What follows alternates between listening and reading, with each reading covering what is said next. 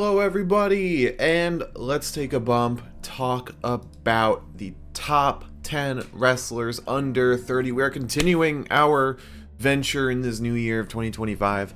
So, this is wrestlers under 30, some young names that have been killing it in 2024, and hopefully will keep killing it in 2025. So, let's jump right into it with number 10. We have Jack Perry, formerly Jungle Boy. He's 27, 9 years into his career, and he had a great 2024 after a stint in New Japan, and some of his highlights included, the Anarchy in the Arena match at Double or Nothing, his match against Bryan Danielson, his match against Daniel Garcia. He really made a name for himself in New Japan after what happened with CM Punk, and honestly reshaped himself in an amazing way with this new scapegoat gimmick. Next, number 9, we have Utami Hayashishita. Best match. She's already in the top 50 wrestlers of the year, but her best match, as already mentioned, was against Io Sky. Match that she suggested that she wanted, somebody that she admired as Io Sky, and being a top name in Marigold, she has been carving out a fantastic year for herself. Next up at number 8, we have Miu Watanabe from TJPW. She's 24, 6 years into her career, being the Grand Princess. I think that's the title, the top champion of TJPW. She's held that championship for a lot of 2024, in fact, maybe most of 2024, and she had a lot of great defenses for that title, originally winning it off of Miyu Yamashita, and that was actually her best match of the year, was against Yamashita at Grand Princess. And she is somebody that you would not expect to be such an amazing wrestler. In fact, that's part of her storyline. She's a singer, she's a former softball player, she embodies everything Joshi, a cute girl who's doesn't look like she's a pro wrestler, but she's one of the strongest on the roster. In fact, one of her signature moves is the giant swing, which is used by probably one of the strongest men in wrestling, period, Claudio Castagnoli.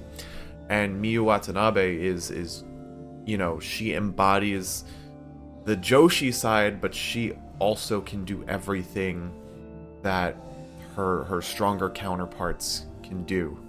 She's absolutely incredible. She's one of the best women in the ring, and she deserves to be on this top 10 under 30. Next, number 7, we have Nathan Frazier, 26, 6 years into his career, and teaming with Axium has been such a highlight of this year, of this past year, and defending the NXT Tag Team Championships has been so fun to watch, because when you see Axium on the card, even if it's just Nathan Frazier, even if it's just Axium, you're in for an incredible match, because these guys always put it all in the ring. And Nathan Frazier, I think he's got such a long career ahead of him, and I know he's going to pull out some amazing stuff after his tutelage with Seth Rollins. Next up, we have Sori, who is another big name in Marigold, and she is kind of the shining light in that promotion, kind of paving the way for this promotion to be on the level of, say, a TJPW, a Noah, hopefully as big as a New Japan. They have a lot to go before that happens, but Sori is such a great person to have in that forefront. After her stint in WWE, she came back to Japan, and ever since Marigold started, she's been absolutely killing it. At 28, she is already 13 years into her career. That is amazing. She started when she was 15. That is you are bred to be a wrestler at that point, and Sari shows it whenever she's in the ring. And her match against Julia this year was just outstanding. Before Julia went off to NXT, Sari is still holding down the fort in Marigold and will continue to be a big player there. Next up, we have Axium. I already mentioned Nathan Frazier. Here's his tag team partner. Axium, I feel like, is Nathan Frazier, but to the X degree. Even under a mask, he shows immense amounts of charisma, character, and is a great performer in and out of the ring. Axiom, when he was a kid, I was a big fan of his. I loved everything that he did. But now as Axiom, now that he's kind of found this character after it was kind of thrust upon him in the 2.0 days, he's really made something of it. Him and Nathan Frazier have had a story off each other this past year that really added to NXT.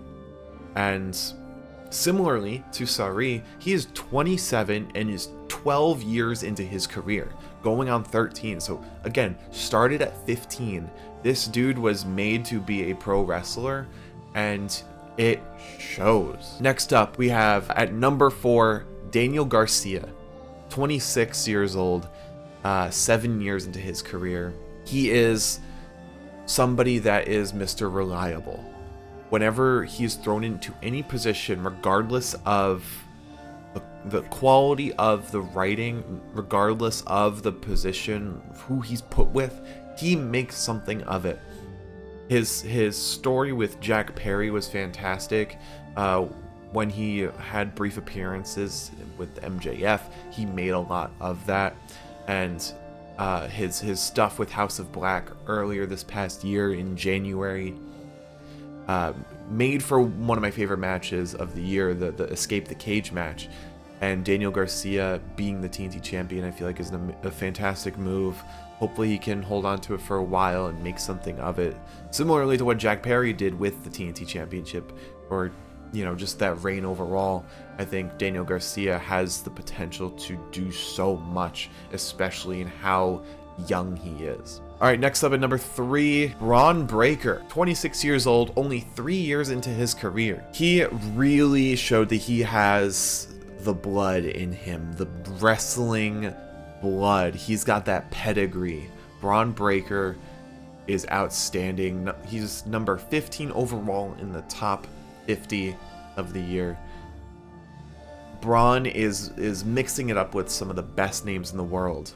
You have Sami Zayn, Sheamus.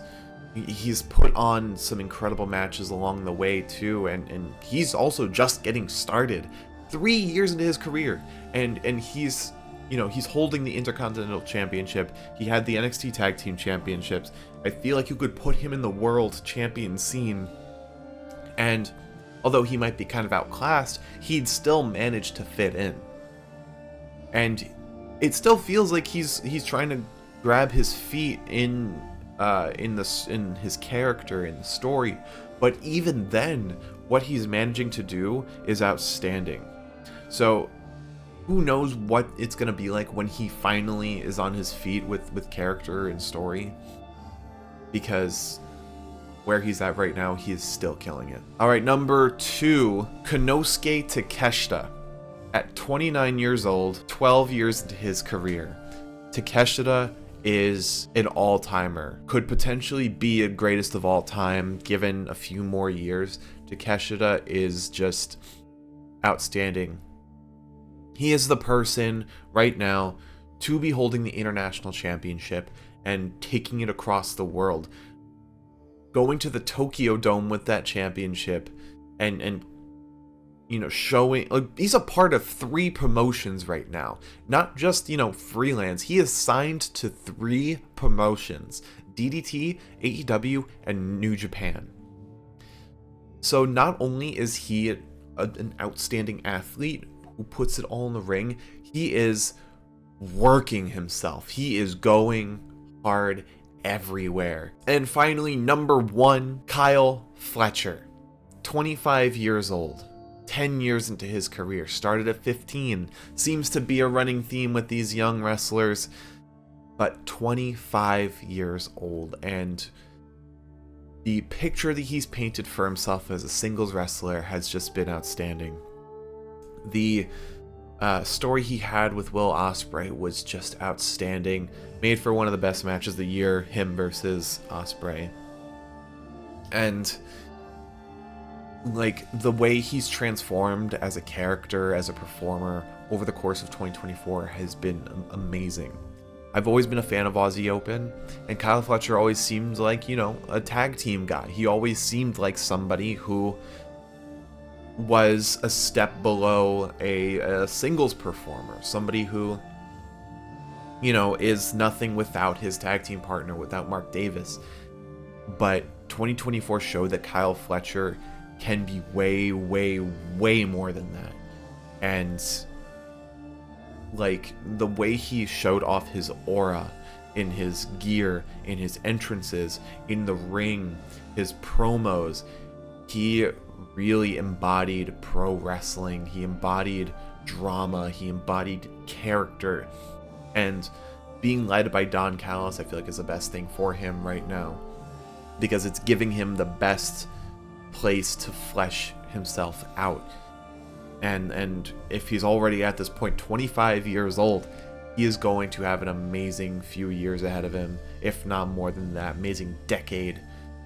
Kyle Fletcher is just outstanding, and incredibly versatile as well. Tag teams, singles, he can do it all.